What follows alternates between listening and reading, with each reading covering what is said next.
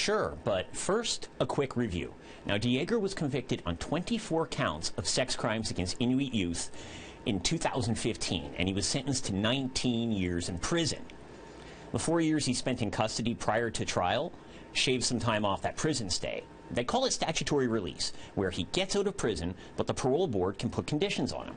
In Dejaeger's case, he has to stay at a halfway house and report in nightly.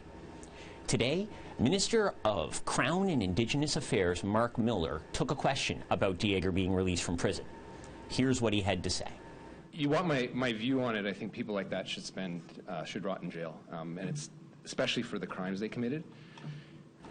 In his application to the parole board, Dejaeger asked to stay with his religious order, the Oblates of Mary Immaculate, instead of at a halfway house. The parole board, they turned that request down.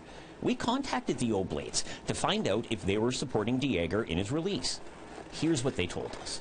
After completing a stay in a halfway house, it is possible that Dejaeger may reside in an Oblate community, where we can ensure he follows his release plan under close supervision and with a full restriction of any activity that would bring him into contact with minors.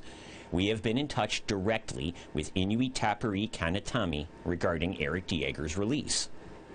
Now, that last line, that generates a lot of questions. The Oblates say they informed Inuit Tapiri Kanatami of Dejaeger's release. Dejaeger's victims, they're all ITK members. ITK represents Inuit nationally.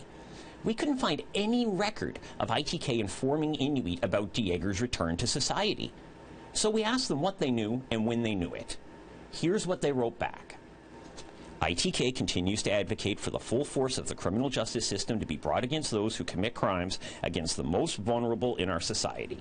This includes priests who have evaded and continue to evade justice in Canada.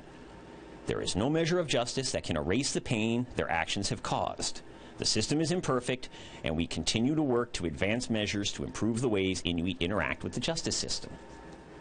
And now, that ITK statement doesn't begin to address the Oblate stance that they told ITK about Dejaeger's release, and if they chose to keep that information to themselves instead of informing Inuit.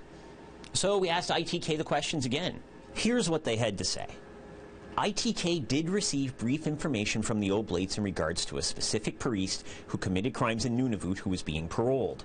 The full details of that case and that parole decision lie with the parole board. ITK does not have and is not in a position to share full details. Back to you in Winnipeg.